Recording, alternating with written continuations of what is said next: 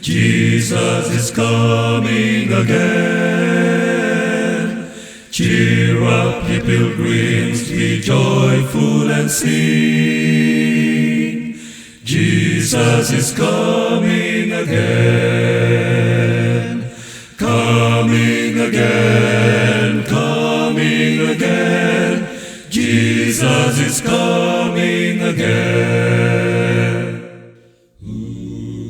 Jesus is coming soon, very soon. Are you ready? Reasons of Faith deals with the evidence of our faith. Why we believe what we believe. Jesus says, "Not everyone who says to me, 'Lord, Lord,' will enter into the kingdom of heaven, but only those who are doing the will of my Father." Coming again, coming again. Jesus is coming again. Ang programang tumatalakay ng mga usaping may kinalaman sa pananampalataya sa Diyos. Ang pagtatanghal na sasagot sa mga katanungan patungkol sa banal na kasulatan. Reasons of Faith. Anumang uri ng paniniwala na walang pinagbabatayang katunayan o ebidensya ay matatawag na palapalagay lamang. Reasons of Faith deals with the evidence of our faith. Why we believe what we believe. Ito ang programang walang pinapanigan, ngunit mayroong tinitindigan. We don't take side, we take stand. Mula sa Reasons of Faith Media Ministry Studio, Manila, Philippines. Narito si Brother Melvin Sarmiento para sa Reasons of Faith Live.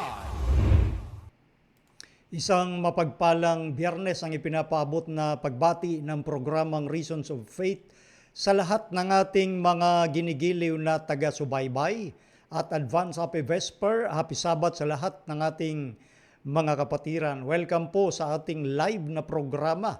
Ang petsa po natin ngayon ay February 20, 2026. Sa ganap na alas 5:42 ng hapon. Kumusta na po kayo? Sana'y nasa mabuti pa rin kayong kalagayan sa tulong at biyaya ng ating Panginoong Diyos. Ang paksa po na ating pag-uusapan ay may kinalaman sa unrolling of the mark of the beast. Well, yan po yung ating paksang pag-uusapan. Yan po yung ating paksang lilimiin at himay-himayin. Ito po yung atin pong ikatlong linggo, third week dito po sa buwan ng Pebrero, nung nakaraang second week. Wala po tayo, ngunit nandito na po tayo ngayon. Purihin ang atin pong Panginoong Diyos at atin pong ipagpapatuloy ito pong paksa na napakahalagang paksa na hindi tayo kumbaga magsasawa na ipaalala at patuloy na ma-establish sa puso't isipan ng mga anak ng Diyos. Yan po yung ating paksang pag-uusapan sa pagkakataon pong ito, unrolling.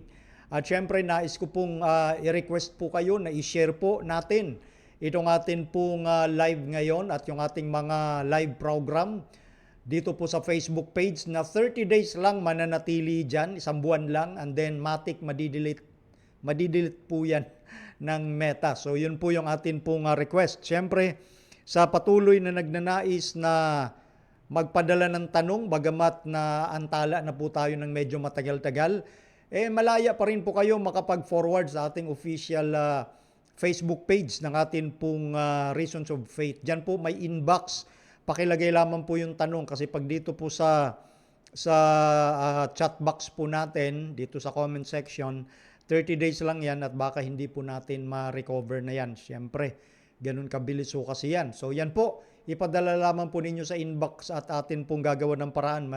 Masyado na nga tayong delay sa ating mga topic. Yung iba nating mga topic katulad nung part 2 sana nung kay Desmond Ford ay hindi pa natin na ituloy sapagkat ito po ay nagtutumulin kasing mensahe itong atin pong pag-uusapan sa kasalukuyan. So yan po, yung ibang mga concern ninyo sa usapin ng Biblia, paki-forward lamang po sa inbox ng atin pong Reasons of Faith Facebook page.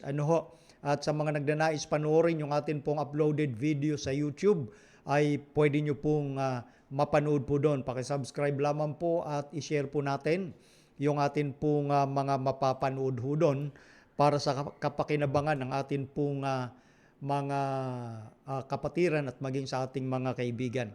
Nung nakaraan po kasing week, wala nga po tayong programa dahil sinimulan natin noon pong linggo, February 8, yung atin pong isinagawang Daniel and Revelation Seminar. Diyan po sa bahagi ng Paradahan, Seventh-day Adventist Church sa Tanza, Cavite. So from December 8 to February 8 to December, February 8 to February 14. Yun po, pasensya na. Medyo nawawala ako ngayon dahil akala ko hindi na naman tayo makapagsimula. Tingnan nyo, late ho tayo. Dahil nagloko na naman yung atin pong device dito. Pero awa ng Diyos, ito naman tayo. Pag-pray nyo lang na magtuloy-tuloy. So yun po yun. So yan po yung ating isinagawa from 8 to 14 ng February. At nandiyan naman po naka-upload yan o naka-cross-post sa Reasons of Faith Facebook page sa mga gustong mapanood. Kumbaga, hindi naman natin lahat may isagawa sa bawat churches natin itong revival and reformation ng Daniel and Revelation. So may mga kapatid po tayo na meron sa kanilang church na online katulad nitong Paradahan. So naka-upload po lahat yan from day 1 to day 7. At yun nga pong Sabado ay nagkaroon kami ng Q&A sa hapon, naka-upload din po yon. So salamat sa Paradahan na Seventh-day Adventist Church sa kanila pong pag-upload po ng atin pong isinagawang Daniel and Revelation, Revival and Reformation series dyan po sa bahagi ng Paradahan. At syempre babatiin ko yung mga kapatiran natin dyan, sila Brother Robert Avilis at Sister Luisa, ganun din si Mami Beth at lahat po sa kanilang mga anak ay binabati ko po dyan po sa Paradahan. At ganun din si Brother Roy, Sister Maureen Bantige at ang kanila din pong mga anak.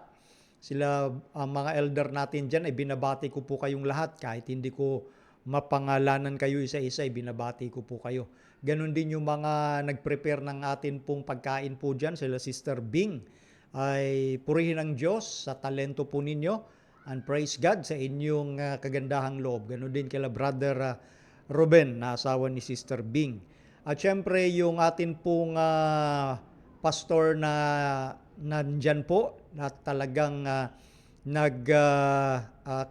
talaga po sa amin pong commencement, yung atin pong Spirit of Prophecy Director at Publishing Head dyan po sa Cavite Mission, si Pastor Jimmy Ramirez, ay binabati ko po. Itong atin pong pastor na atin pong director ng Spirit of Prophecy dyan sa Cavite Mission.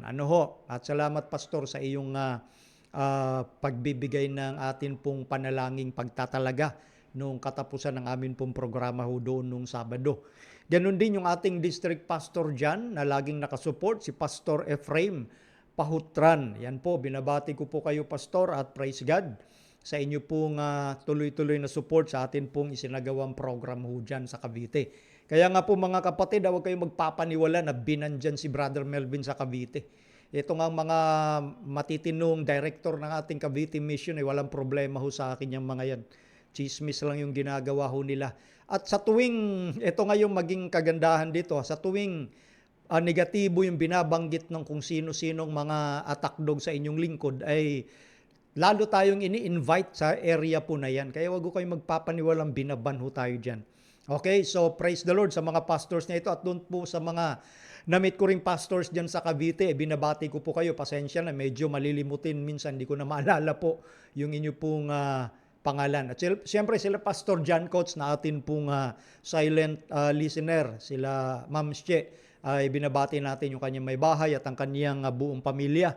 Nandito din sa live sila Pastor Romer Apilit dyan po sa Orbistondo, Pangasinan. Ay binabati ko po kayo, 10 ng inyong buong sambahayan. Sila Brother Jason Mendoza at ang inyong buong sambahayan at yung mga elder po natin dyan.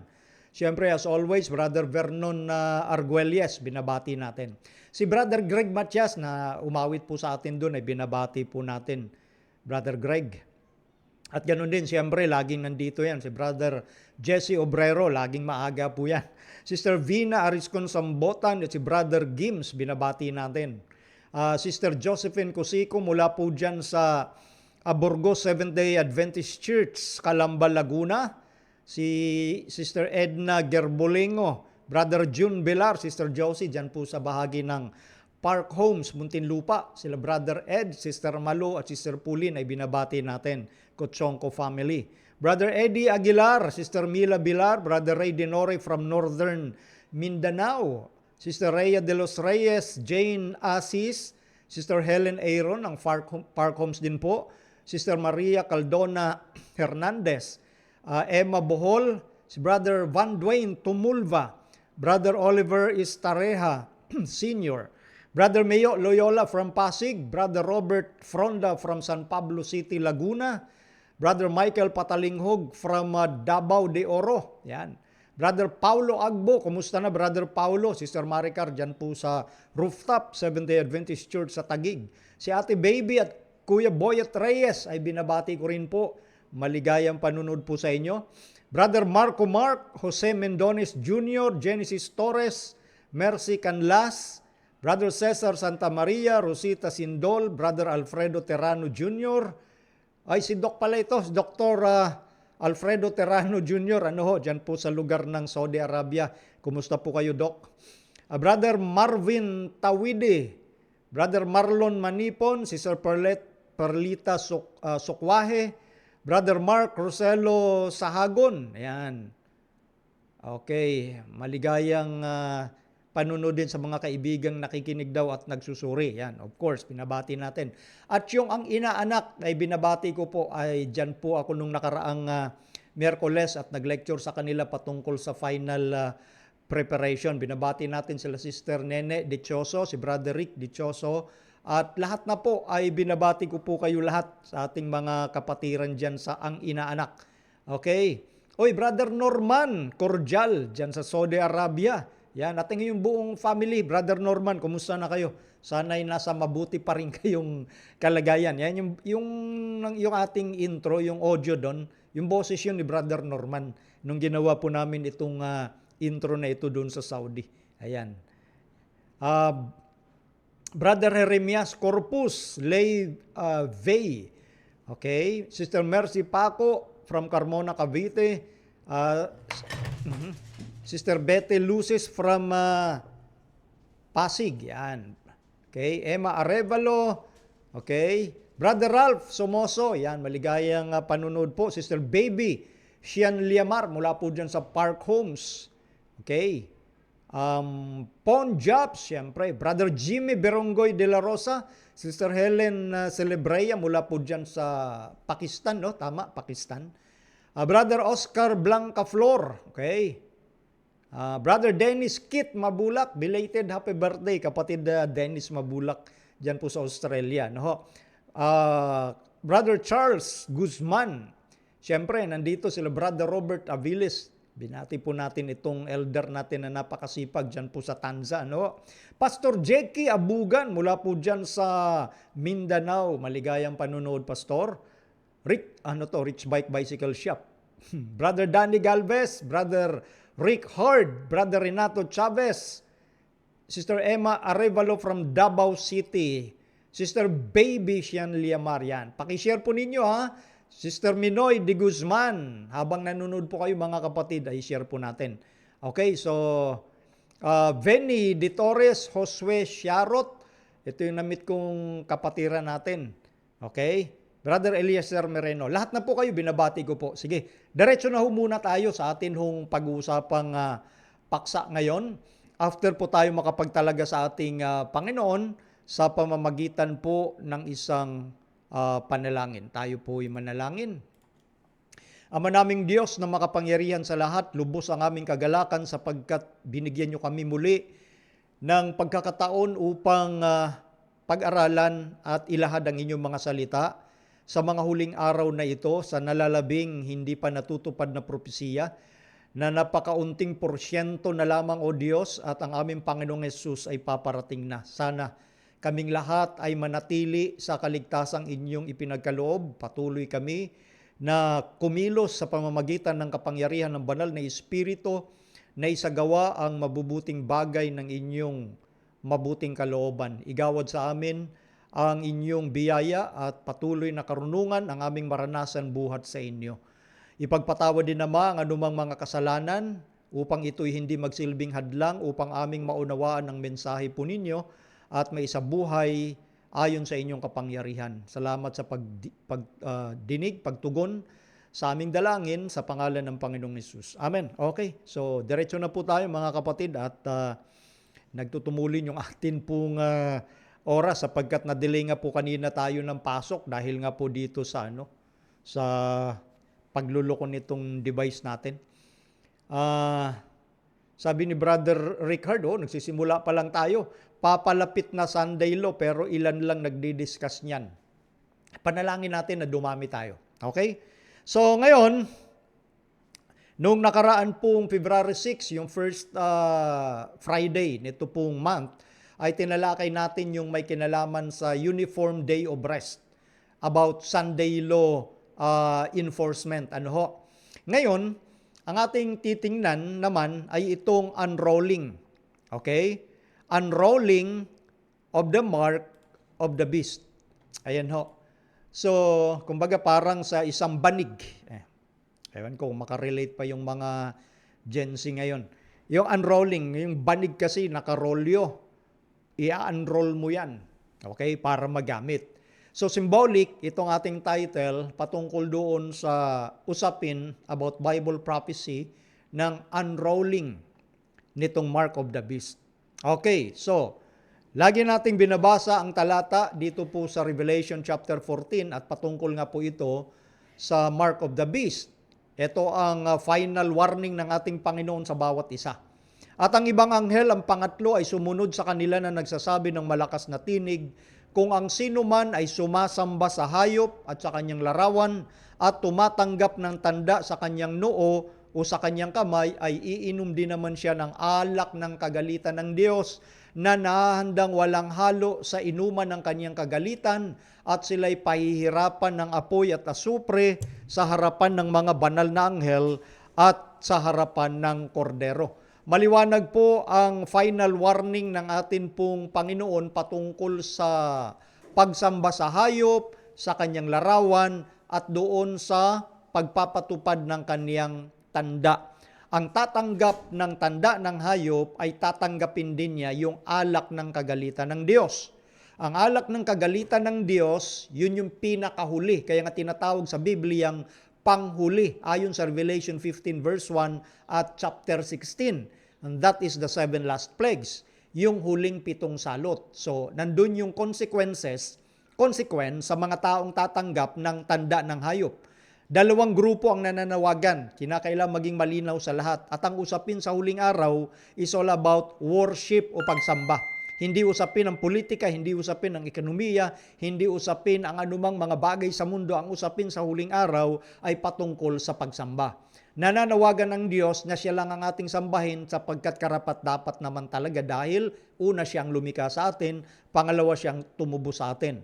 Ngayon ang kaaway na si Satanas ay nangangailangan din at nananawagan ng pagsamba sa pamamagitan ng kaniyang binigyan ng kapangyarihan at authority, which is the system of the papacy.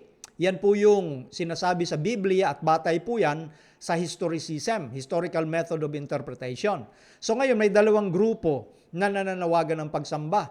May consequence kapag tinanggap mo yung isa at hindi tinanggap yung isa. For example, tinanggap mo naman yung sa Diyos, mapipersecute ka naman nung beast, yung first and second beast ng Revelation 13.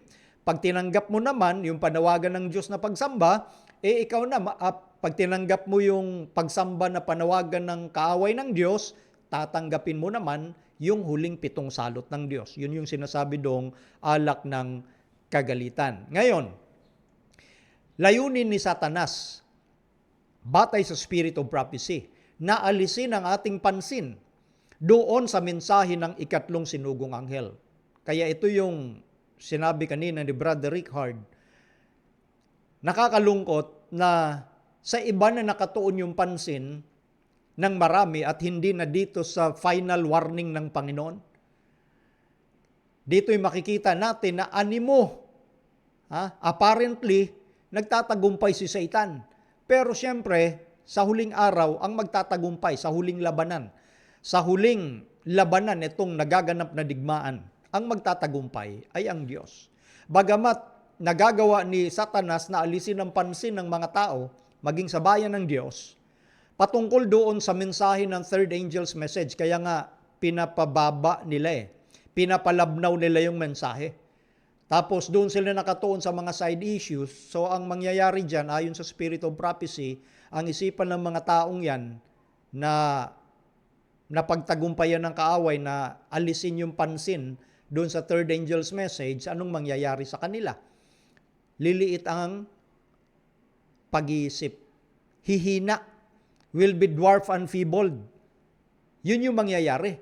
So, kinakailangan kilalanin natin itong mensahe ng Diyos. Final warning to Revelation chapter 14 from verse 6. Ito po yung tinatawag na everlasting gospel, the present truth in these last days na ipapanawagan sa buong mundo. Buong mundo po ang panawagan nito, supposedly. At syempre, sa pamamagitan ng kapangyarihan ng banal na Espiritu, through the latter rain power, ito ay ma-amplify, mga kapatid at mga kaibigan.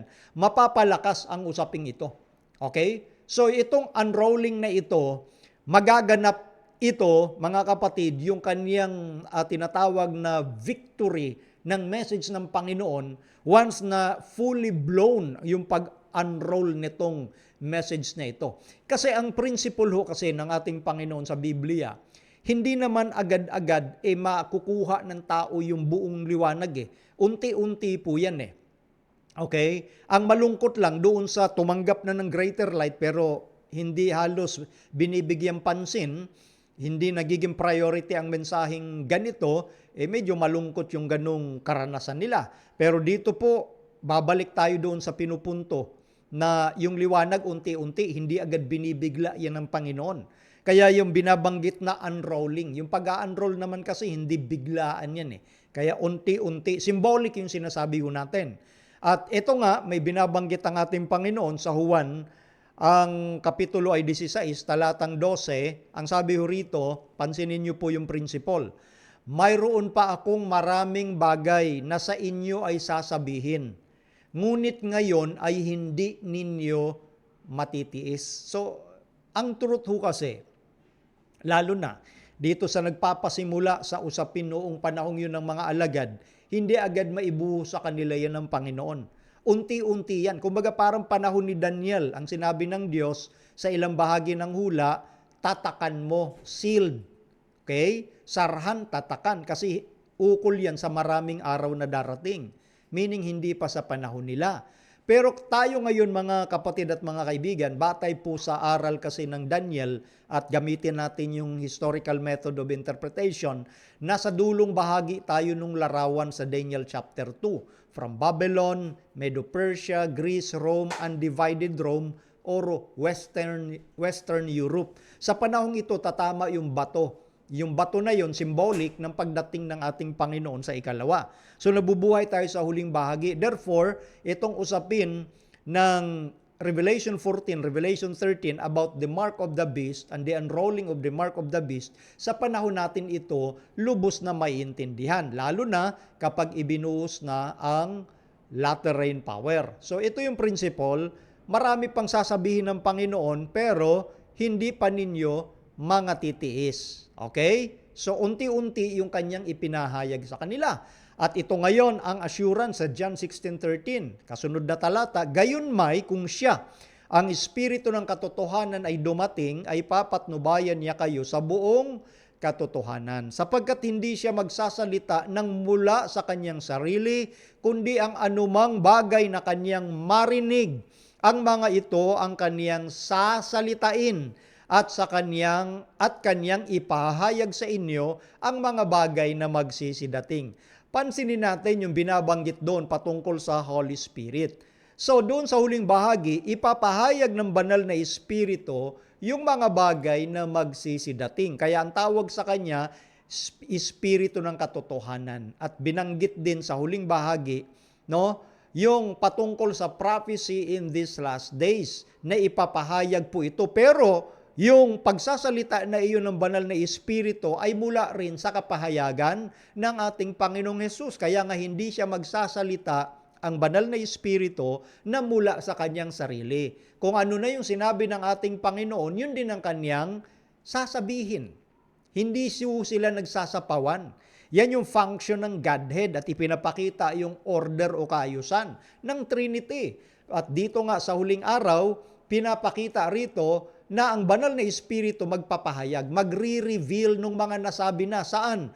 Sa aklat ng Revelation ni Jesus, the Apocalypsos of Jesus Christ, yung Apokalipsis, di ba? So, dito sa huling araw, bibigyang linaw ito ng banal na Espiritu, especially sa usapin natin about the mark of the beast. Ngayon, tingnan natin sa Spirit of Prophecy naman, yung may kinalaman dito po sa title po natin, patungkol dito sa unrolling of the mark of the beast. Sabi po rito, Testimonies, Volume 6, page 17, paragraph 1. Ang sabi po rito ay ganito. Pansinin po ninyo. The light we have received upon the third angel's message is the true light. The mark of the beast is exactly what it has been proclaimed to be.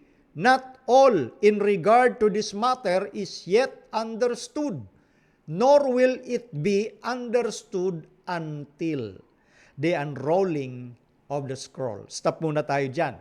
So, nakita ho natin dito, yung liwanag na ating tinanggap patungkol sa mensahe ng ikatlong sinugong anghel ay tunay na liwanag. So yung Revelation chapter 14 from verse 6 to 11 patungkol po sa three angels message at itong third angel's message ang tunay na liwanag. Itong tanda ng hayop, exactly, sa pagkasabi ho doon, exactly, ito yung binabanggit na ipoproklama at hindi lahat na may kinalaman sa bagay na ito ay nakakaintindi. Hindi lahat ay makakaintindi until, napansin niyo yung word kanina na binasa natin, until the unrolling. Okay? So, marami naman talaga ngayon, noon pinakita ko sa inyo yung podcast nila Beck at ni Alex Newman patungkol sa kanilang pagbibigay ng pansin doon sa sistemang nagaganap ngayon sa ating sanglibutan. At binanggit nga nila doon, anyway, si Alex Newman ay isa po sa mga kinikilalang batikan na mga journalist at siya ay awarded talaga itong taong to at sinasabi nga niya na yung binabanggit sa Revelation 13, 2,000 years ago parang imposible talagang mangyari yun. Paano mangyayari yung ganung bagay? Pero nung napansin natin sa ating kapanahunan yung mga principles na nagaganap, na nai-establish ngayon, na magdadala sa control sa buong mundo ng mga makapangyarihan tao, parang ito yung sinasabi doon sa mark of the beast. Hindi nga nila matukoy pa, hindi nila maunawaan pa yun. At maraming nasa ganyang sitwasyon. Pero sila, ako'y naniniwala, sila ay talagang mga tapat na gustong sumunod lamang sa ating Panginoon. Kaya lang wala pa sa kanila yung liwanag na yon. Parang yung sinabi ng ating Panginoon sa John chapter 16, hindi pa nila matitiis, meaning hindi pa nila maiintindihan itong lubos hanggang sa panahon ng unrolling. Okay? Napansin niyo po yon? Ito, balikan uli natin, ipapakita ko pong muli sa inyo. Ayan, no? Hindi talaga nila ito maintindihan. Not all in regard to this matter is yet understood, nor it will be understood until, napansin niyo po yung naka-underline na yan na word na until the unrolling of the scroll. At ang magpapahayag nito at ang magpapaunawa, walang iba kundi yung author ng Bible, which is the Holy Spirit, yung Diyos. Okay? The unrolling of the scroll. So makikita natin dito mga kapatid at mga kaibigan, yung katiyakan na itong usapin ng mark of the beast, na ito yung true light in these last days, ito yung present truth before the second coming of Jesus, maiintindihan ito ng lahat. Once na ma-unroll na ito, once na nandito na yung issue na ito, once na nagiging controversial na ang isyong ito. Ngayon, dagdag pa sa sinabi po roon ay ganito. But a most solemn work is to be accomplished in our world. The Lord's command to His servants is, cry aloud. Spare not, lift up thy voice like a trumpet, and show my people their transgression, and the house of Jacob their sins. Quoted from Isaiah chapter 58 verse 1. So meron tayong sagradong gawain na dapat magawa dito sa sanglibutang ito. Batay sa Revelation 14 verse 6, ang mensaheng ito, the everlasting gospel, ay pangbuong sanglibutan. May kinalaman ito sa katuwiran ng ating Panginoong Jesucristo dito sa mensahe ng three angels' messages. Dito makikita at ma-highlight yung katuwiran ng ating Panginoong Jesucristo na sa Kanya lamang dapat natin ipagkaloob yung ating alin? Katapatan. Hindi po sa mga kapangyarihang nangingibabaw sa sanglibutan. At dito rin ipinapapansin sa ating binasa po rito na dapat maging seryoso yung bayan ng Diyos sa pagsigaw ng mensaheng ito at ganun din, meron dapat maganap na reforma dito sa bayan mismo. Etong revival and reformation. Kasi sumigaw ka, isigaw mo. Huwag kang magpigil. Di ba nung naalala ninyo nung nakaraan na ating binasa sa writings na Ellen White na isa na tinuturing ng Diyos na mabigat na krimen. Yung pagiging neutral ng kanyang bayan, ayaw madamay. Kumbaga nasa gitna lang siya. Ayaw niyang lumagay sa kanan, ayaw niya ring lumagay sa kaliwa. Neutral lang siya. Ang turing ng Diyos sa ganung tao ay alin? Gumagawa ng mabigat na krimen sa kanya. Grievous crime. Okay? Ngayon, dito yung reforma doon sa Isaiah 58 verse 1, pinapakita sa bayan, dapat matanggap ng bayan yung kanilang kasalanan. Pero kung ang bayan ng kanilang response, ano ako nagkasala? Mayaman ako, nakakakita ako, alam ko kung anong tama at mali. Yun ang problema ng pagiging lukewarm. So kailangan talaga ng revival and reformation and humble spirit. Kailangan magpakumbaba yung bayan. Pinapakita ho rito, ipakita sa bayan yung kanilang pagsalangsang.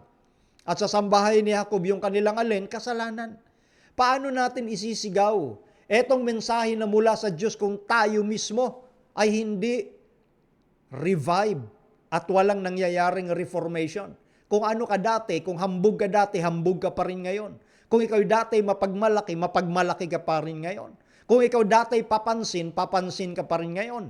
So ito yung kinakailangan din personally, individually, and corporately na magkaroon sa bayan ng revival and reformation para ma-accomplish itong gawain na ito ng Diyos. Dahil tandaan natin, ang makakatanggap lang ng latter rain power ay yung mga tao na pinahintulutan nilang mabago yung kanilang karakter ng banal na Espiritu. Okay? So ngayon, yung unrolling ng message na ito, nagsisimula na yung controversy, nagsisimula na yung banggaan. Pinakita ko po sa inyo last February 6. Etong may kinalaman sa Heritage Foundation. No? Na ninanais nila yung Sunday law para sa lahat. Walang exempted. Walang exemption. Nakasulat yan sa adventisttoday.org sa isa nating kapatid na si Michael P. Buddy. Kanyang tinalakay po ito at atin pong binigyan pansin doon sa nakaraan nating pag-aaral. Ninanais ng Heritage Foundation. Ito ho, sa kanilang report na nanawagan sila ng Uniform Sunday Laws. Uniform Sunday Laws. So nandito na ngayon yung usapin ng Sunday Law at ang kanilang pinaka-objective bakit kailangan ng Sunday Law, napansin nyo dyan sa naka-highlight na blue, Saving America by Saving Family. So bakit kailangan daw ng Sunday Law sa lahat? Para iligtas ang Amerika, iligtas muna yung pamilya. So makikita natin dito yung ninanais nila na moral aspect, magkaroon ng moral reform sa lipunan. So kinakailangan nila na ma-restore yung blue laws. Sabi diyan, restoration of blue laws, uniform day of rest on Sundays. Maliwanag po sila diyan. Hindi po nagloloko itong mga leader na ito ng sanglibutan. Alam nyo, napakatindi nitong Heritage Foundation kasi kabilang din ito sa Project 2025 at sinasabi nga ng iba, ito yung nagpasimula at nanguna para sa Project 2025 na doon nga nakasalang doon sa napakarami nilang agenda para sa moral reform ay itong Sunday Law. Pinapangunahan nito ng Heritage Foundation. At yung mga programa nila doon, pag tiningnan mo talaga sa ibabaw, napakaganda. Marireforma ang lipunan. Ito na yung tinatawag nga natin na false revival. Ito yung mga deceived people para ipurso yung isang batas na lumalaban sa batas ng Diyos. Kaya ito mga kapatid, mga kaibigan, hindi biro-biro na pangyayari sa ating huling araw na ito.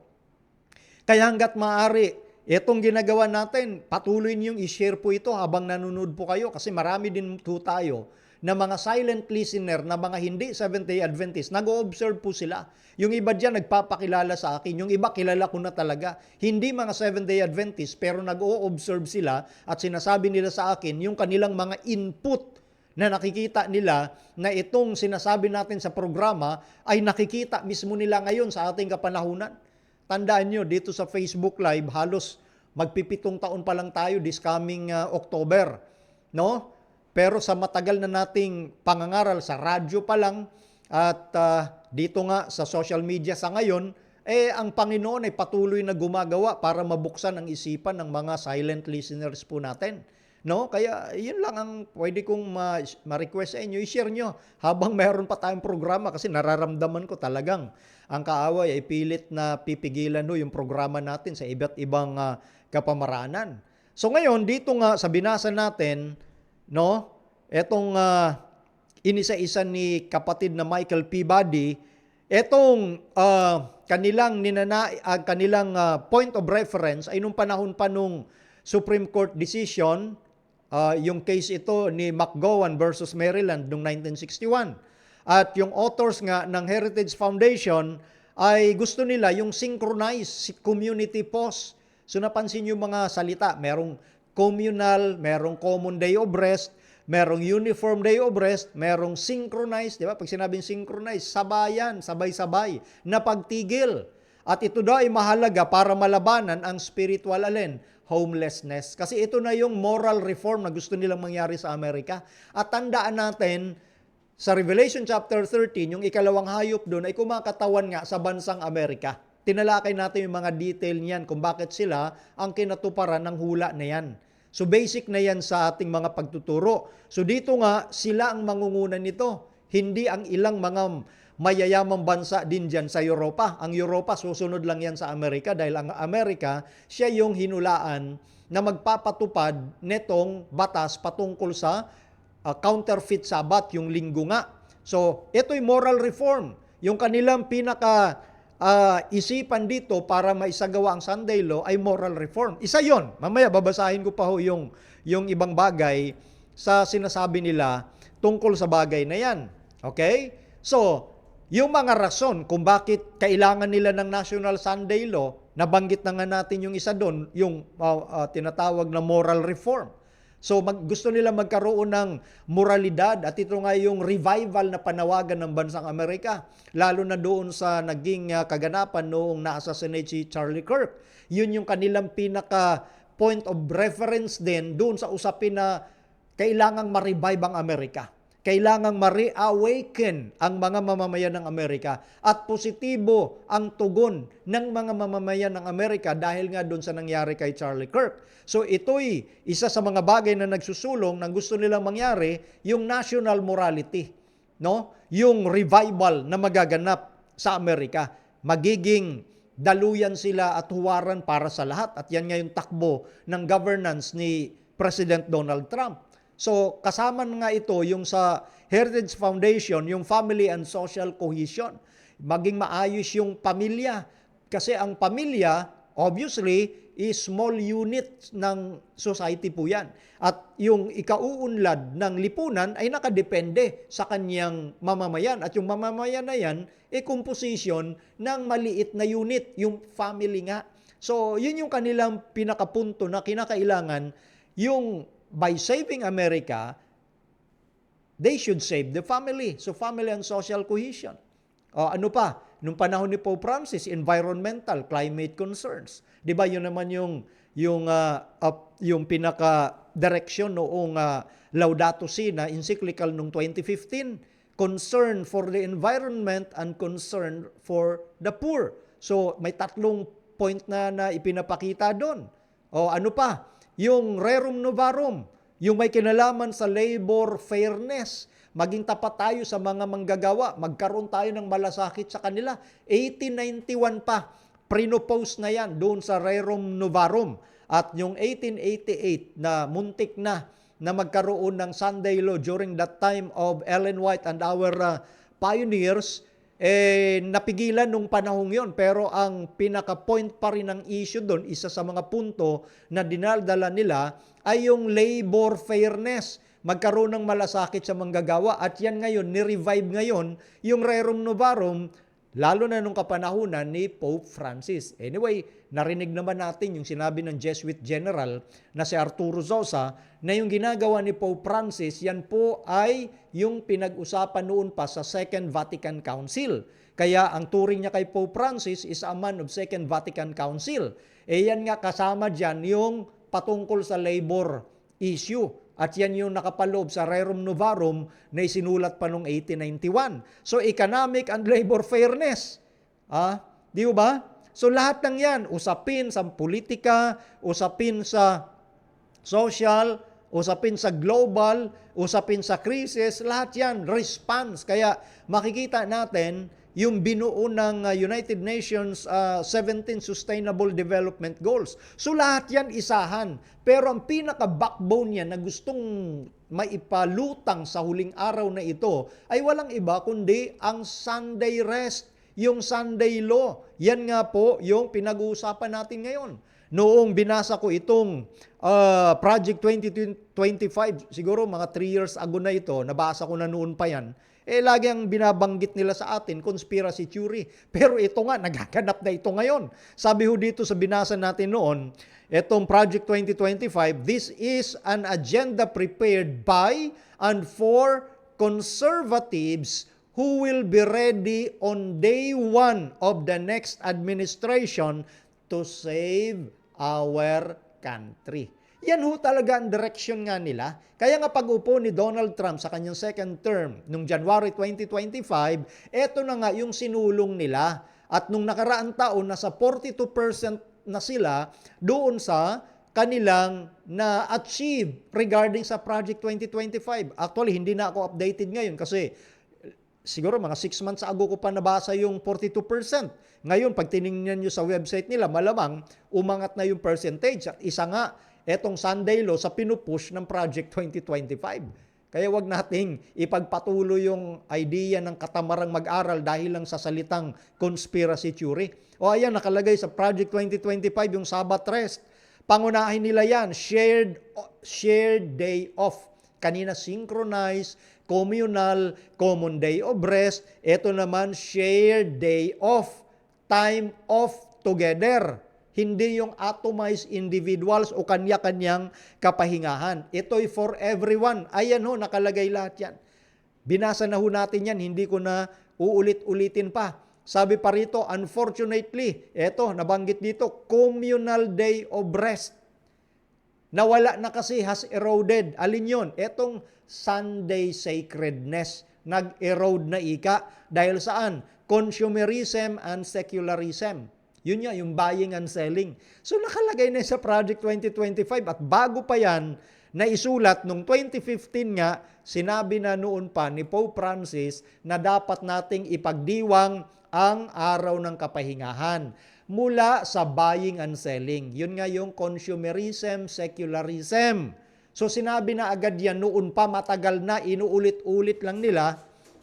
At ngayon nga, makikita natin, yun pong kaganapan nitong kanilang, sinasabi nating madalas, script. Yan ho yun eh. Okay? So ngayon, doon sa mga nabanggit nating mga bagay tungkol sa usapin ng krisis sa klima, usapin ng moral erosion, yung kailangan ma-recover yung pamilya, Ito yung mga magagandang punto kung tutusin at sinabi na yan sa Spirit of Prophecy. Sa Great Controversy, binanggit na yan. Page 587. Ipaalala ko pong muli sa inyo. Here, the temperance work, one of the most prominent and important of moral reforms. So yung mga nabanggit natin kanina, inisa-isa natin. Bakit kailangan ng Sunday law? Ito yung temperance work. Ito yung may kinalaman sa moral reforms. Hindi lang moral, kundi maging kapaligiran. At yan nga, environment. Yan nga yung sinulat doon sa encyclical Laudato Si ni Pope Francis. Moral reforms is often combined with the Sunday movement. So yung mga moral reforms na ito, lagi po yang nakakabit sa pagsusulong ng alin? Sunday law. At ang mga nag-a-advocates nito, nire-represent nila yung kanilang mga sarili na sila yung gumagawa para i-promote yung pinakamataas na interest ng lipunan. Ayan to promote the highest interest of society. Di ba? So sino magsasabi ngayon na mali yung kanilang ginagawa? Kapag ikaw ay hindi ka nag-aaral ng Bible prophecy, sasabihin mo nga walang mali sa ginagawa nila.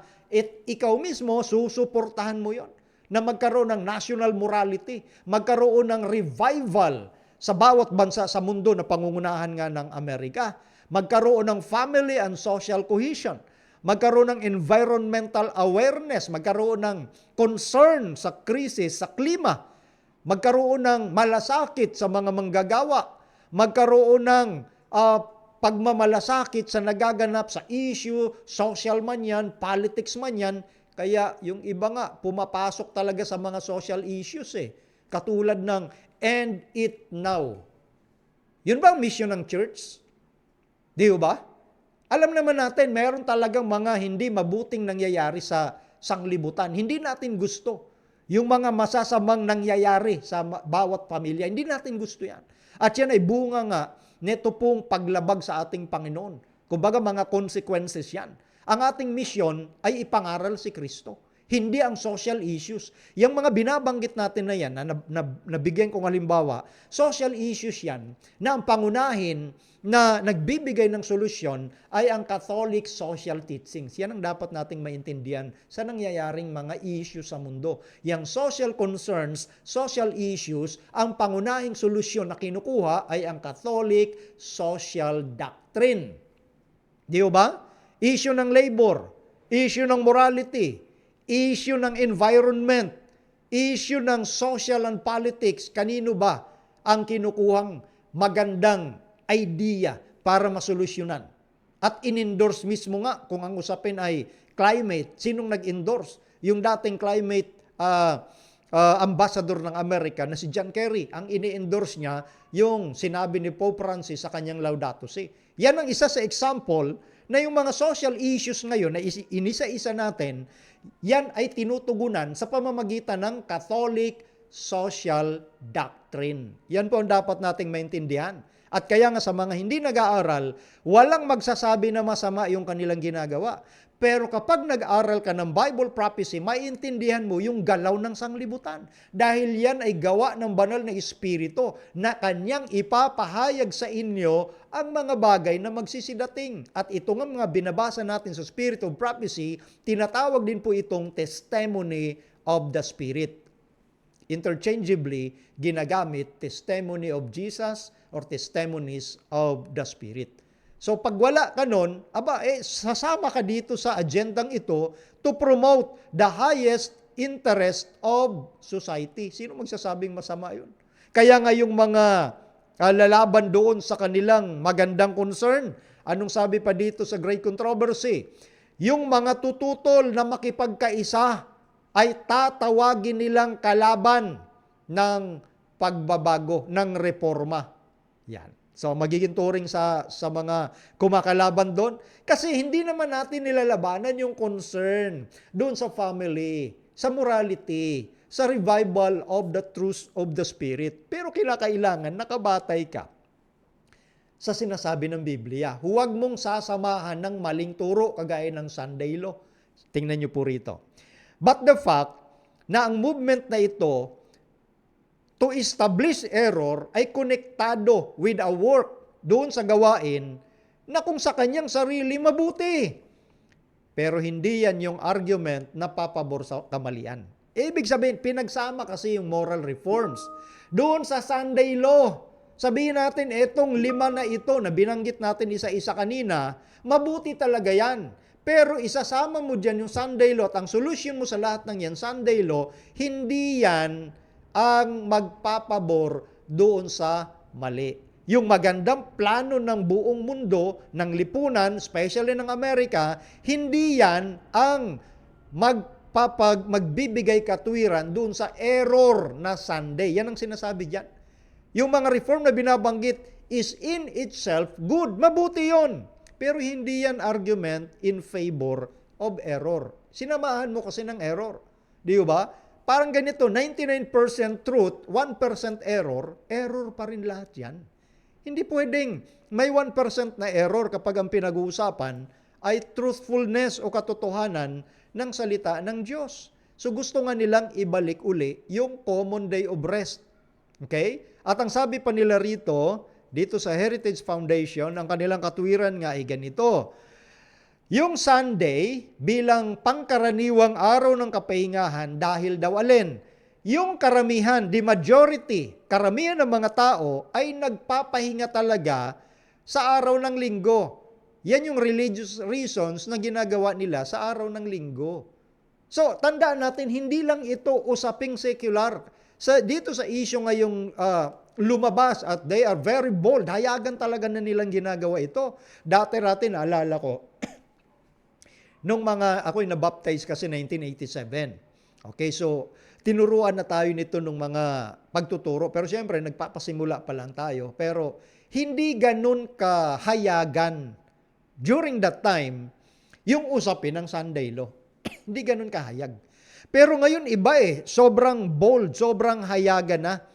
At ito na nga, yung binabanggit ng ating Panginoon na sa huling araw, ipapahayag ito. Ngayon, dito sa usapin nga ng Sunday law, nagsisimula na ho ngayon yung mga baitang para doon sa unrolling. Okay?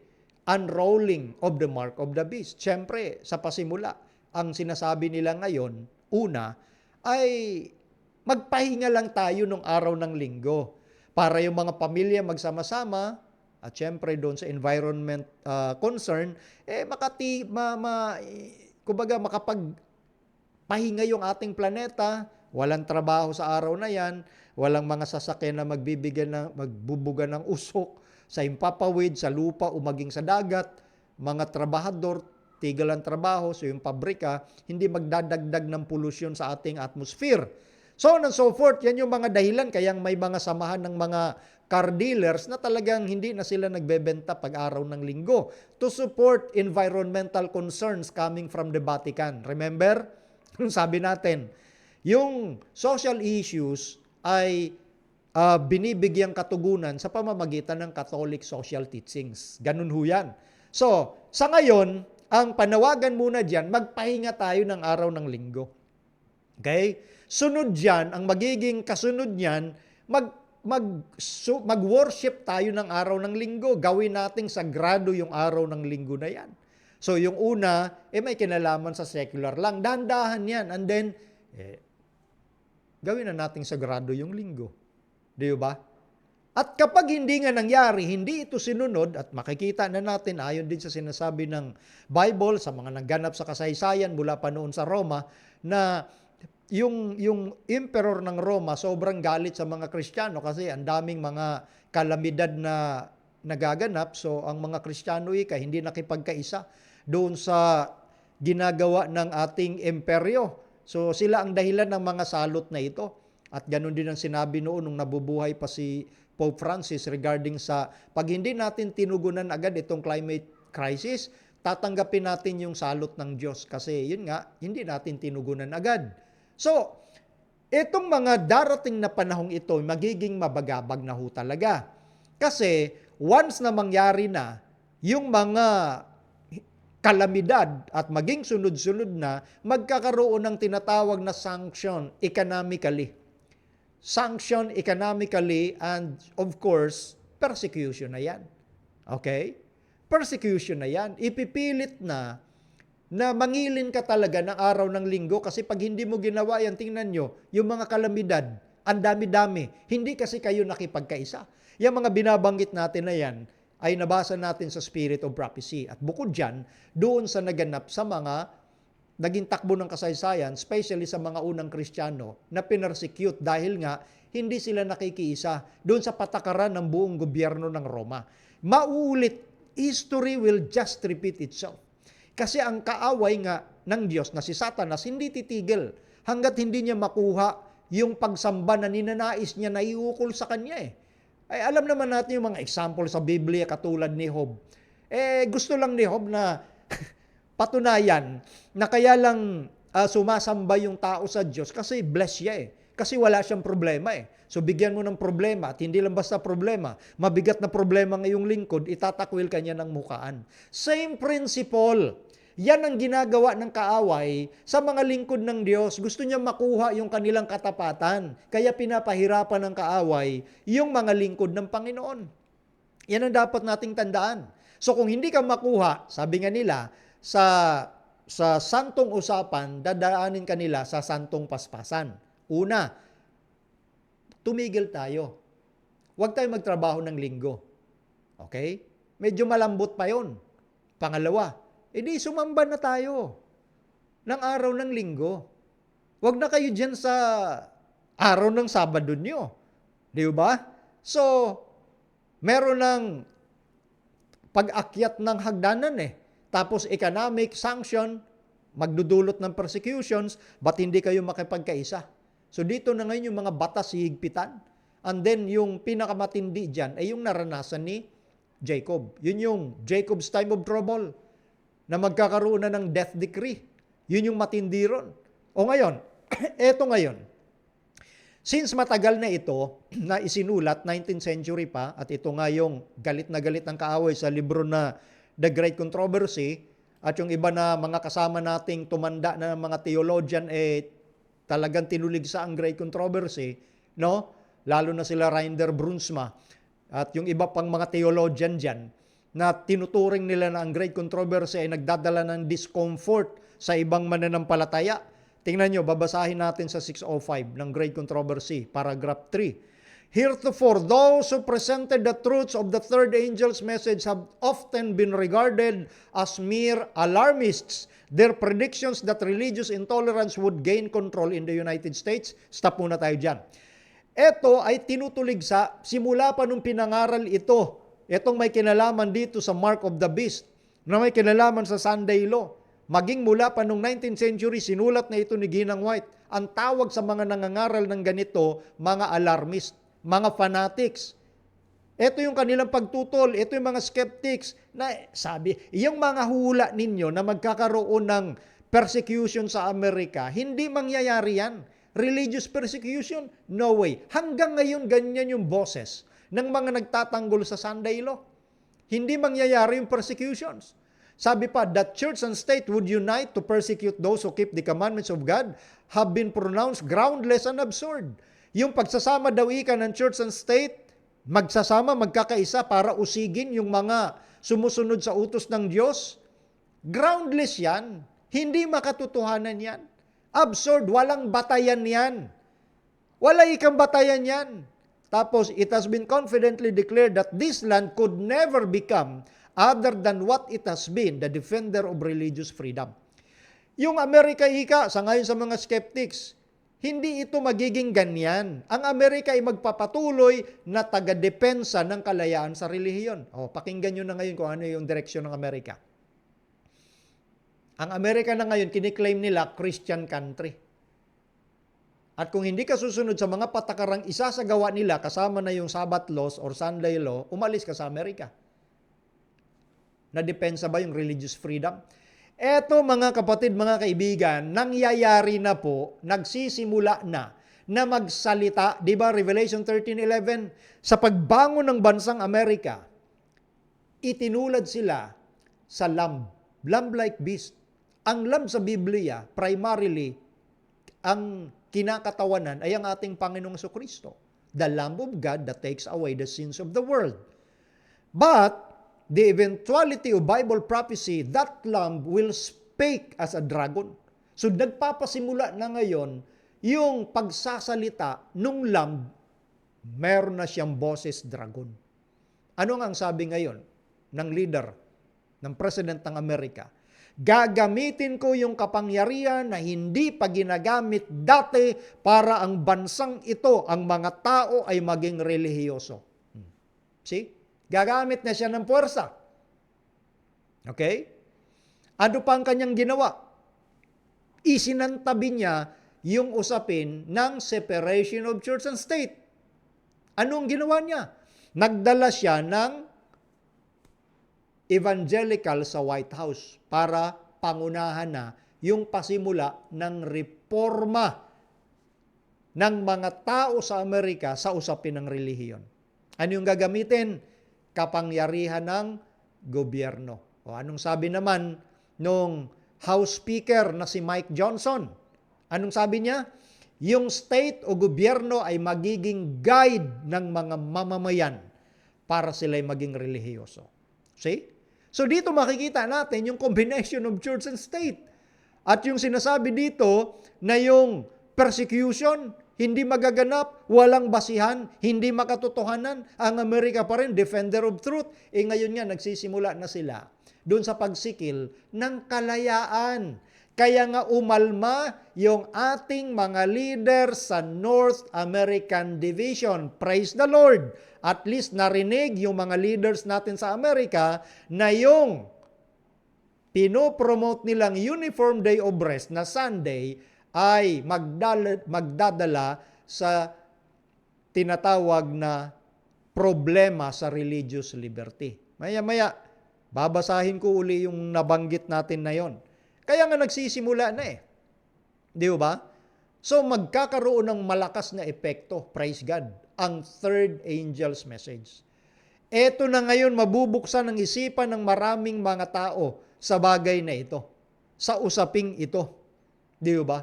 Parang kumbaga, etong huling araw na ito ay by principle ay katulad din ng naranasan ng mga kaibigan ni Daniel at maging si Daniel doon sa panahon ng Haring Nebukadnezar. Na yung Haring Nebukadnezar hindi makontento doon sa ulong ginto ng great image na kanyang napanaginipan doon sa Daniel chapter 2. Dahil sinabi doon ni Daniel, ulong ginto ka. Matatapos yung kaharian mo. Babangon yung ibang kaharian, mas mababa sa'yo.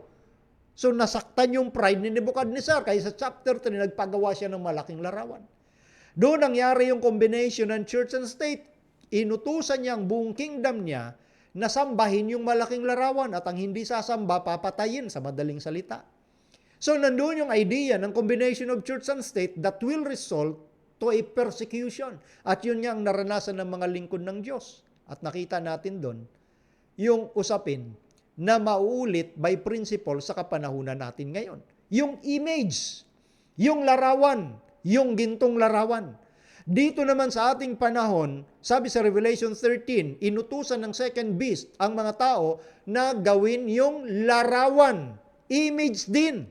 Ano yung image na yun ng first beast? Combination of church and state.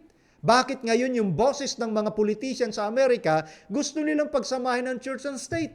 At si Trump mismo, sa panahon ngayon, yung kanyang current na activities, sinet aside niya yung separation of church and state. At nagtalaga siya ng commission o committee para questionin yung First Amendment na yan. Di ba? So makikita natin na nauulit sa ating panahon yan. Dahil ito na nga yung dulo ng panahon. So habang ang bagyong ito ng Mark of the Beast ay maa-unroll, mabubuksan ang isipan ng mga tao because of the latter rain na hinihintay natin. At walang magsasabi, malabo sa akin yan, nasa gray area yan. Anong sabi sa Revelation 18 verse 1? Naliwanagan ng buong lupa. Walang magiging gray area. Yun yung unrolling. At ngayon nagsisimula nga yung unrolling of the mark of the beast. Ito na yung matinding usapin na nagaganap ngayon. At habang nangyayari ito, pansinin natin yung hula na nakasaad sa Great Controversy. Again, page 608. As the storm approaches, a large class who have professed faith in the third angel's message, but have not been sanctified through obedience to the truth, abandon their position and join the ranks of the opposition. Habang papalapit itong bagyong ito, itong ang tinutukoy ay itong mark of the beast, yung malaking bilang na nagsabi na meron silang pananampalataya sa mensahe ng ikatlong sinugong anghel. Therefore, mga Adventist din ito, professed Adventist. Pero hindi sila ika na pabanal sa pamamagitan ng pagsunod sa katotohanan. Lilisanin nila, iiwanan nila yung kanilang posisyon saan? Sa pagsampalataya sa third angel's message at makikianib sila sa kalaban. Ito yung malungkot na magiging kaganapan sa mga Adventist na hindi napabanal sa pamamagitan ng pagsunod. Wala silang lubos na tiwala sa ating Panginoon. Okay? At ito pang sinasabi rito, karagdagan pa. Men of talent and pleasing address, who once rejoiced the truth, employ their powers to deceive and mislead souls. They become the most bitter enemies of their former brethren.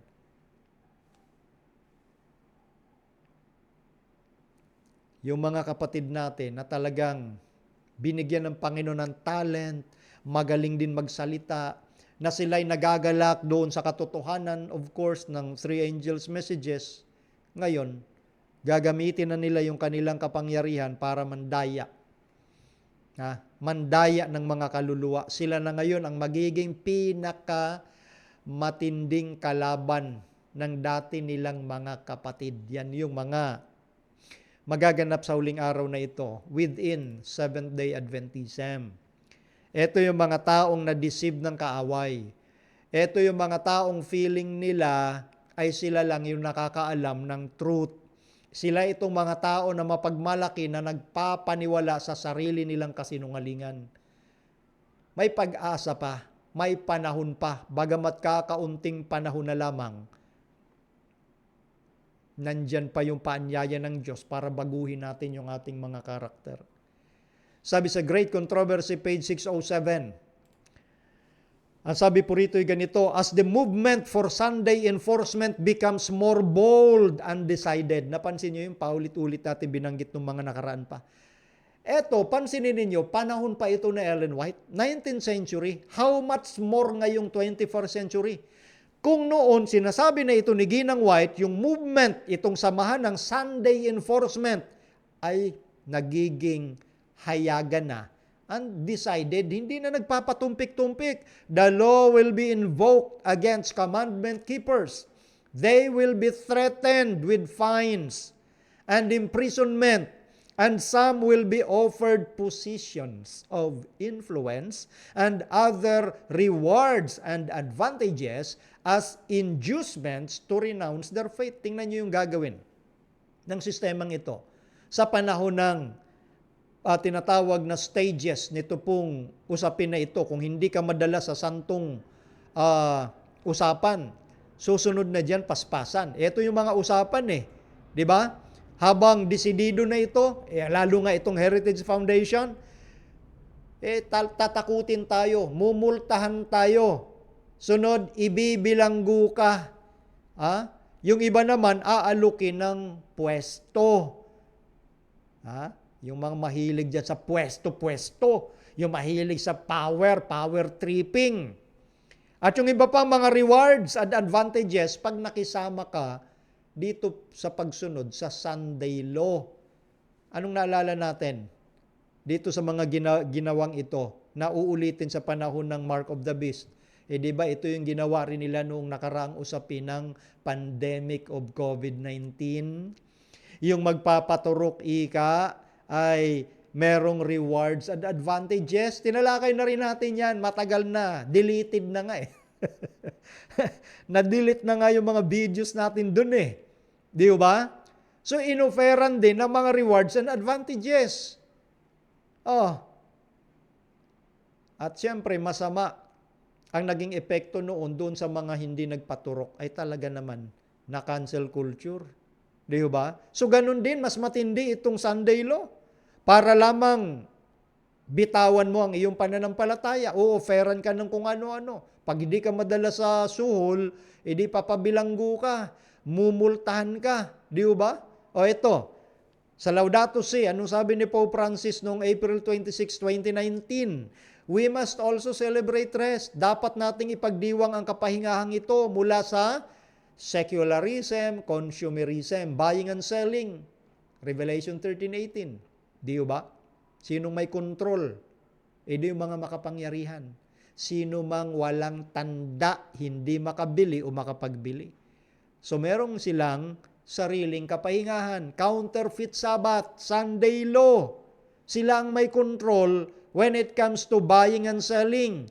At ikaw ay bumalik ika to a focus on keeping the counterfeit Sabbath. Sunday kasi yan, hindi yan yung Sabbath na ikapitong araw na Sabado ng Biblia. So ito, unrolling na po ito, nagsisimula na tayo sa papatapos na kasaysayan ng ating sanglibutan. Balik tayo doon sa Testimonies Volume 6, page 18, paragraph 2, panawagan sa bawat isa. Brethren and sisters, would that I might say something to awaken you to the importance of this time, the significance of the events that are now taking place. I point you to the aggressive movements now being made for the restriction of religious liberty. Ayan. 'Di ba naranasan noon ni Ellen White yung kumbaga paramdam ng Sunday law. Ipinurso naman talaga 'yon at mayroon ngang debate na naganap sa Congress.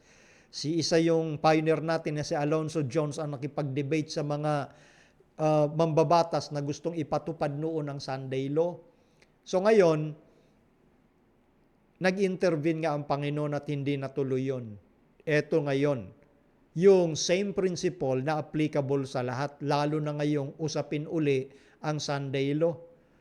So ito ikang mga nagaganap na ito, sana'y pumukaw sa atin.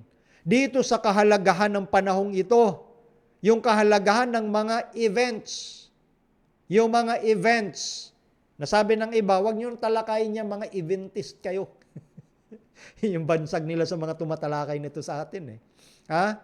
Yung kahalagahan ng mga events na nagaganap ngayon, patungkol sa aggressive movements na ginagawa nila ngayon, na i-restrict o pigilan yung kalayaan sa relihiyon. See?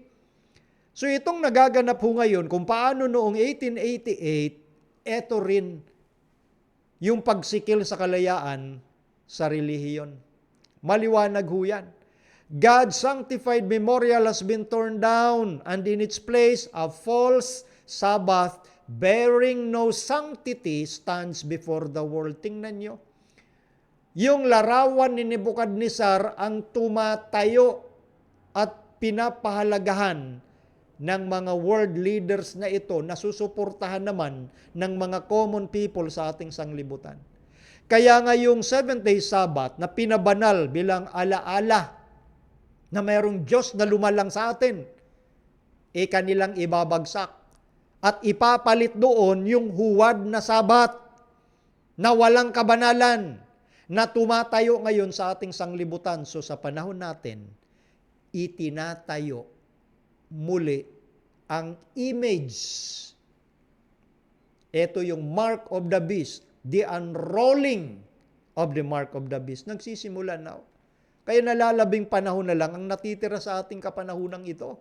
At tinatawagan tayo ng Diyos na magsipaghanda. Tingnan nyo, ipapakita ko pong uli yung sagot na isinagawa ng ating mga leaders sa North American Division noong January 20, 2026. So eksakto isang buwan ngayon. February 20 tayo ngayon. Ang sabi ho rito, pansinin ninyo, hindi ko babasahin lahat. Again, yung ilang mga punto lang dito.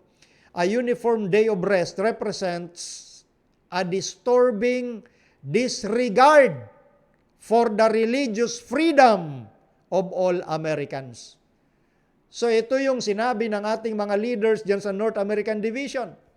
Etong pinopropose na Uniform Day of Rest or Sunday Law, ito'y pagbaliwala sa kalayaan sa relihiyon ng mga mamamayan ng Amerika.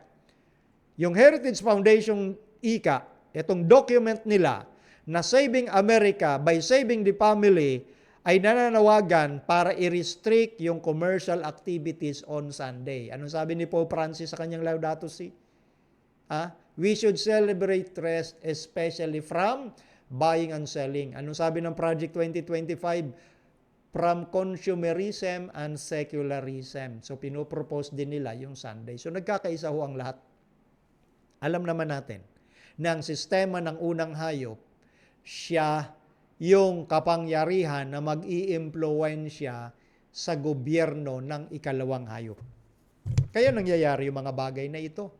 Yun yung direction nito. Bakit? Ang nangunguna sa unang hayop, ayon sa Revelation 13, ang nagbigay sa kanya ng kapangyarihan at kapamahalaan ay ang dragon. Of course, si Satanas. Primarily. Yan po yun. So, ngayon ay nagaganap na at ito'y magiging kontrobersyal sa atin pong kapanahunan. Okay? Mangyayari itong tinatawag na restriction of religious liberty. Ito na yung intolerance na tinatawag na kinukutya nung mga mamamayan ng Amerika. Hindi mangyayari yan. Ang Amerika pa rin ang maging defenders ng religious freedom. Kala lang ninyo yon. Kasi hindi ninyo pinag-aralan ng Bible prophecy. At ang Diyos ay nahahabag po sa inyo. Mahal po kayong lahat ng ating Panginoon. Meron pang natitirang kaunting panahon para baguhin ng mga tao ang kanilang isipan. Huwag pairalin yung sarili nilang opinion, kundi pairalin sana nila yung sinabi ng Panginoon, yun ang tanggapin nila at paniwalaan. Prayerfully. Nahabag po tayo sa magiging kahinatnan ng mga mapapahamak. Ayaw nating may mapahamak na sino man gaya ng gusto ng Diyos. Nais niya ay lahat maligtas, pero lahat may hangganan. Mangyayari yung justice ng Panginoon.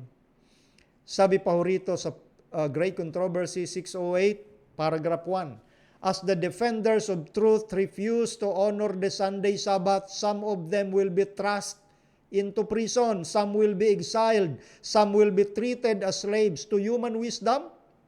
All this now seems impossible.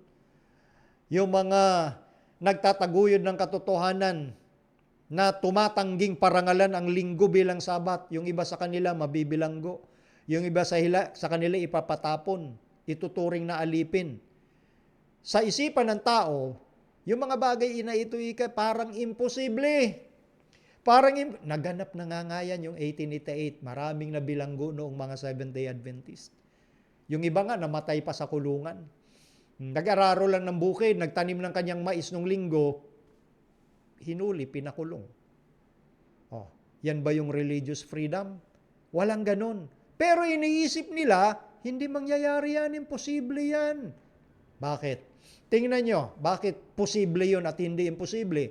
But as the restraining spirit of God shall be withdrawn from men, they shall be under the control of Satan, who hates the divine precepts.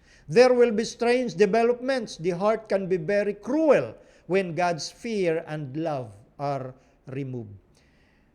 Dahil binabawi na nga yung banal na espiritu, mapapasa ilalim sa kontrol ni Satanas ang mga tao na ayaw sumunod sa kautusan ng Diyos gaya ni Satanas na galit sa kautusan ng Diyos. Magkakaroon ng mga strange developments na yung tipong hindi mo maisip na kaya palang gawin ito ng tao. Bakit? Kasi nga, once na binawi na ng Panginoon yung banal na espiritu sa tao, maalis na yung takot ng tao na gawin yung mali. Kapag naalis yung fear and love na mula sa ating Panginoon.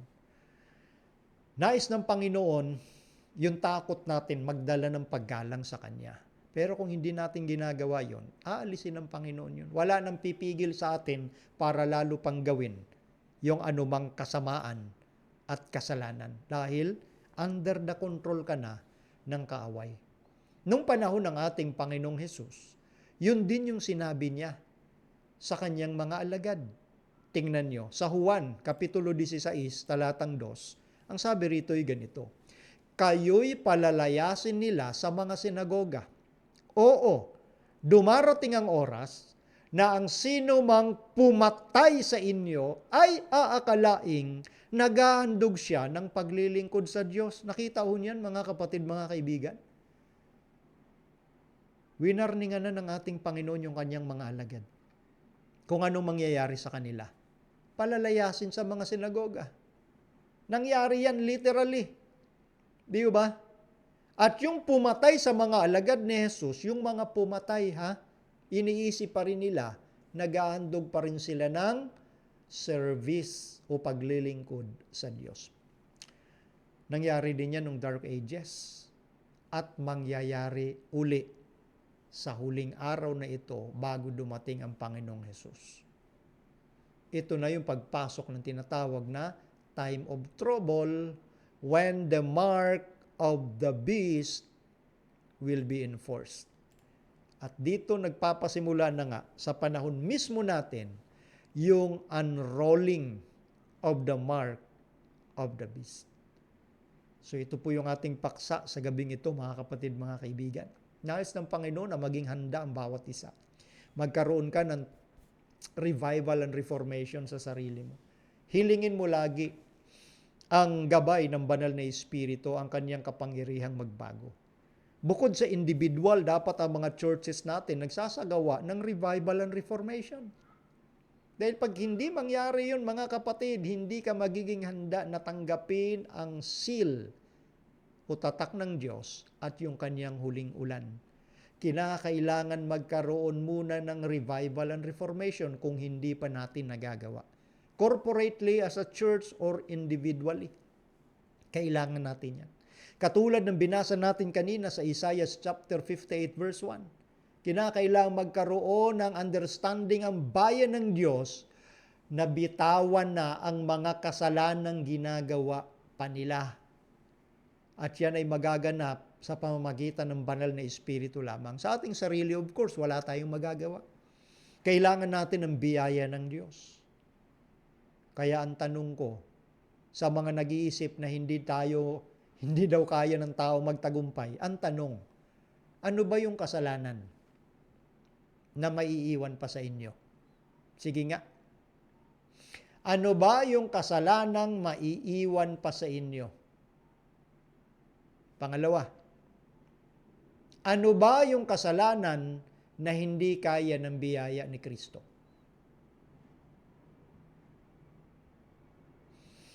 Kapag nasabi nyo yung dalawang bagay na yan, malamang tama nga kayo. Pero sa ganang amin, nangako si Kristo, nangako ang Diyos ng pagtatagumpay. Hindi sa kakayanan ng tao, kundi sa kapangyarihan ng Diyos. Kaya nga sinasabi ng Biblia paulit-ulit na maiharap tayo ng Panginoon sa Diyos, walang dungis, walang kapintasan. Katulad ng 144,000 sa Mount Zion, they are blameless. Walang kapintasan, walang dungis. At isa sa napansin ko doon, na dapat mapansin ng lahat, hindi kasi sila mga sinungaling. Ang pagiging sinungaling, yan ang maghahadlang para makarating ka sa langit. Revelation 21, verse 8. So simulan ang revival. Ang revival is quickening. Pagbuhay ng kapangyarihan ng isipan at espiritu. Pagbuhay mula sa kalagayang patay, spiritually speaking. And then reformation, magkaroon tayo ng pagbabago. Mula sa dating kinasanayan, kung doon ka nasanay, ibahin mo na yan at hanapin mo kung ano yung gusto ng Diyos na dapat nating kasanayan. Yun po yun, mga kapatid, mga kaibigan.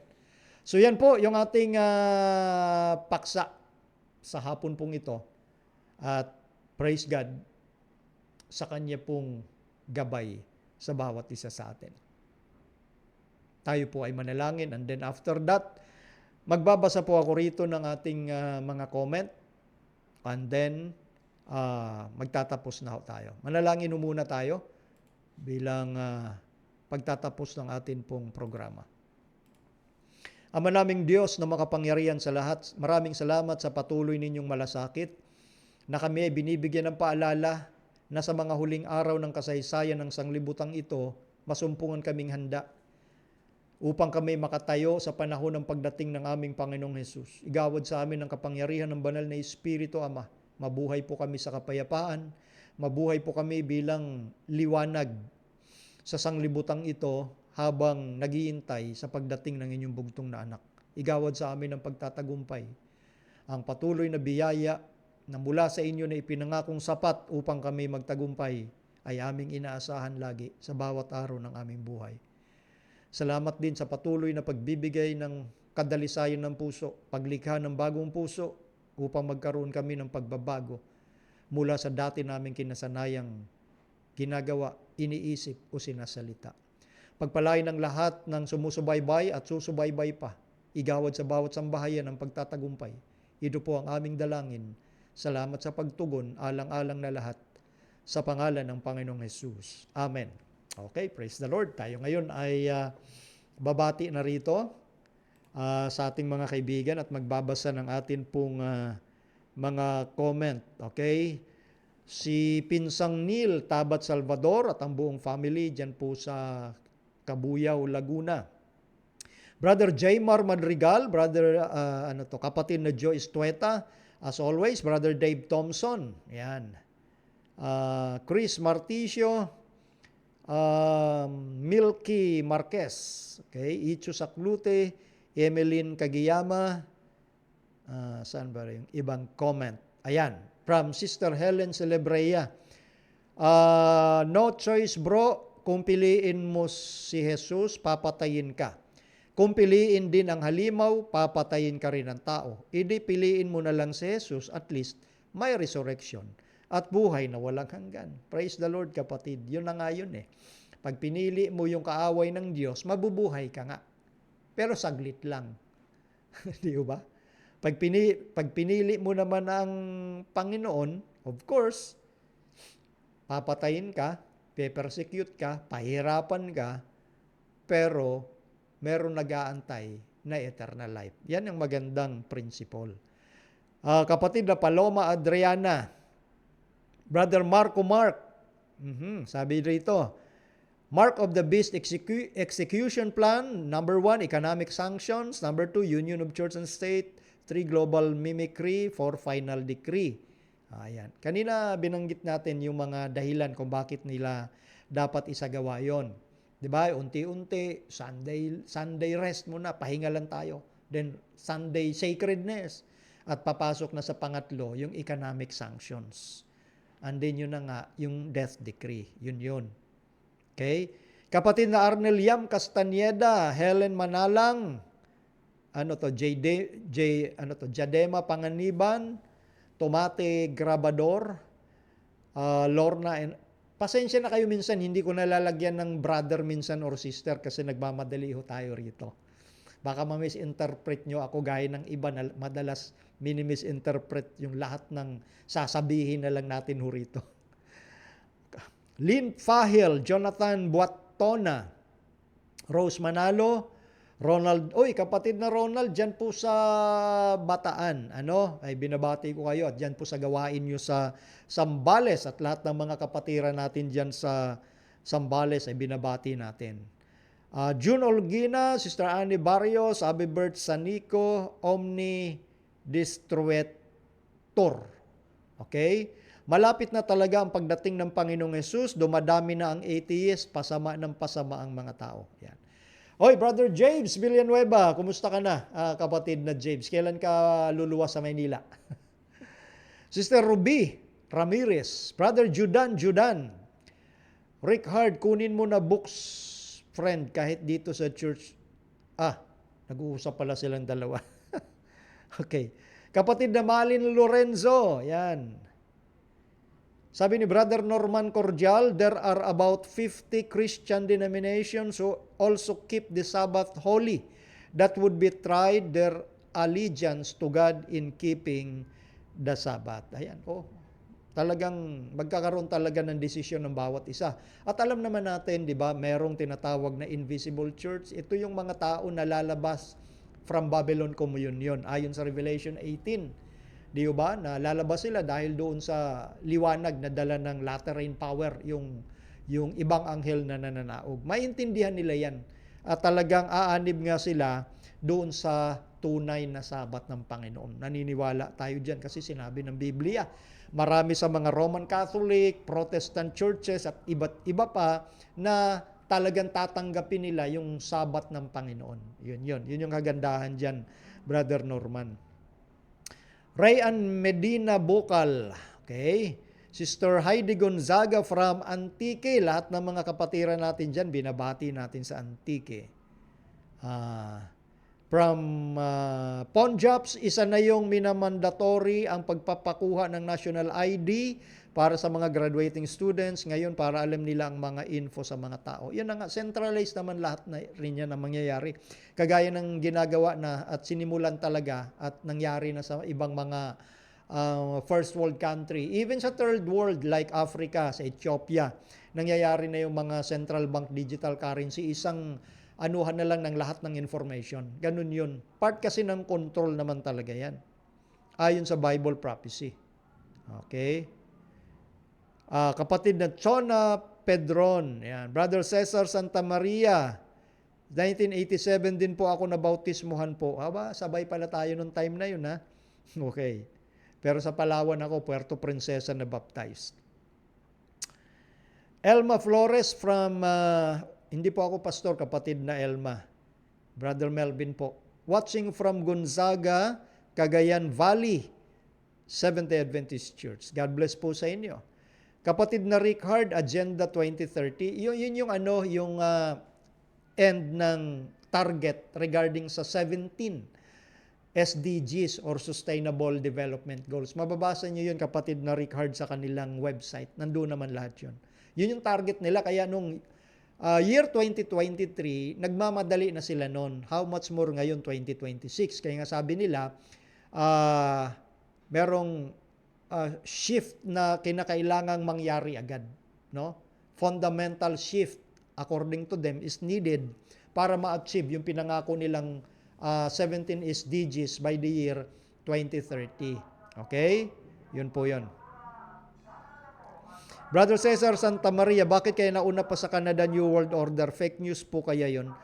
Yung bawat mga maunlad na bansa ay nagsimula sila doon sa kanilang mga patakaran na may kinalaman sa New World. Pero ang usapin kasi sa Bible, ang mga ngasiwa at mangunguna para sa buong mundo, Amerika nga. Okay? Amerika talaga yon, kapatid. SDA ang target niyang Sunday Law. Okay? Primarily, of course, the Invisible Church, SDA. Pero kasunod din dyan, yung Invisible Church, yung mabubuksan ng isipan. Okay? Kapatid na Marlon Kahutay, hindi conspiracy theory ang Sunday Law dahil sa panahon pa ni Constantino, pinatupad na yan at maulit ngayon sa kapanahunan natin. Agree, kapatid. Yung mga nagsasabi lang na conspiracy theory, yun yung mga taong tamad mag-aral. Yun yung mga taong ang alam lang ay gusto lang yung tipong galing lang sa utak nila yung kanilang ipapahayag at gusto nila paniwalaan yun kahit galing lang sa sarili nilang mga kokote yun. Ganun yan, kapatid. Ayaw lang umakyat. Nako, yung iba rito baka hindi ko mabasa. May mga comment pa tayong gustong makita. Okay. Kapatid na Oser Villafuerte, happy Sabbath, Elder Melvin and ROF Media Ministry. Thanks for sharing your wisdom. God bless po. Praise the Lord, kapatid. Praise the Lord. Galing naman sa Panginoon lahat ng pinag-uusapan natin dito. Kapatid na Ems Kalika from Park Homes. Amen. Praise God, kapatid na Melvin. Napakasarap makinig, makapag-inspired sa amin. Mga nakikinig at umaasa sa managumpay at masumpungang nagtatapat sa pagdating ng ating mahal na Panginoong Yesus. Praise God, kapatid na Ems. Sister Adja Almasco from Pasig, Lumin, Ludovico. Yan. Brother Rom Corrales Jr., Brother Aham De Leon ng Kaunlaran, Caloocan Center Church.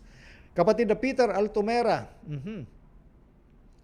Saan pa yung ibang comment dito? Natabunan na yata. Brother Eler Ortiz.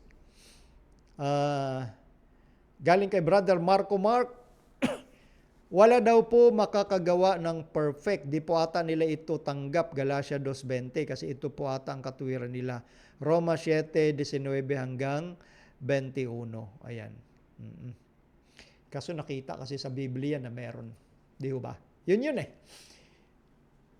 Here are the patience of the saints. Here are they that keep the commandments of God and the faith of Jesus Christ. And then the 144,000. Wala kasi naman talagang tao by his own strength na magagawa yon. That's why we need the grace of God and the power of the Holy Spirit. Yun naman ang pangako nga ni Kristo. Di ba? Bakit ba ipipilit natin yung mga bagay na hindi naman sinabi ng Panginoon? Nagsasalita ang ating Panginoon, di ba, ng mga inspirational words like Revelation chapter 3 verse 20, ang magtagumpay ay bibigyan ko ng karapatang umupo sa aking luklukan. Gaya ko rin naman na nagtagumpay at umupong kasama ko sa luklukan ng aking Ama. So merong magtatagumpay gaya ni Kristong nagtagumpay. Ulit-ulit naman natin na sa lakas ng tao, wala talagang magtatagumpay. Kailangan niyang umasa doon sa kapangyarihan at biyaya ng Panginoon. Kaya nga sabi ni Kristo, gaya ko. Di ba? Okay, maganda yung pagka mas mahaba pa yung oras natin. Kapatid na Ralph Somoso, super busog kami sa mensahe, sir, with God's words. Praise the Lord, kapatid na Ralph. Emma Manzo, Boyet Razo, watching from Pulumulok, South Cotabato. Maligayang panunod po sa lahat ng mga kapatid natin dyan sa Cotabato. RJ Edo, Frank Ilaw, Che Pamparo, sa bundok ba mismo ang magandang country living o basta sa province kasi kahit kapatagan, ano po ba ang mas mainam? Panalangin nyo po sa Panginoon, kapatid, ha? Panalangin nyo po kasi wala tayong standard pagdating sa mainam. Pero sundin lang natin yung gusto ng Panginoon. Si Brother Manny Roses, maligayang panunod, kapatid. Brother Duique Servidad, mula po dyan sa Camarines Norte, sa nating masiglang layman din. Okay, so naipit na po at ayaw nang bumaba yung mga ano rito. Ayaw na mag-run, hindi ko na po mabasa yung iba. Pasensya na po. Anyway, binabati ko po kayong lahat sa espiritu at katotohanan. Okay, so panalangin lang po natin na magtuloy-tuloy pa yung ating programa po rito at idalangin nyo po yung mga gawain natin sa buong mundo ng mga Seventh-day Adventist na tuloy-tuloy na may concern sa pagpapalaganap nitong final message, yung ating identity as a church, to present the three angels' messages, to prepare people for the second coming of our Lord Jesus Christ. At tandaan nyo po ang mensahe ng prophecy, especially ng third angel's message, ang magdadala sa atin papalapit kay Kristo. Si Kristo mismo magsabi, pag-aralan nga ninyo. Matthew chapter 24 verse 32. Pagdating sa prophecy, ang Panginoong Hesus mismo ang nananawagan na bigyan natin ng atensyon yun. Dahil yung mga tanda ng katapusan at malalaman natin yun, wala lang tayong petsa at oras. Okay? Malalaman natin yun dahil sa mga pangyayari. Events of Bible prophecy. Okay po? So, sa pangalan po ng bumubuo ng Reasons of Faith Media Ministry, ang aking may bahay, si Maiden Sarmiento, at ganoon din ang aking anak, si Alia Sarmiento, kasama ng aking kapatid, Jemar Sarmiento, at ang kanyang pamilya. Ito po si Brother Melvin Sarmiento na nagsasabing, pagpalain tayong lahat ng ating Panginoong Diyos.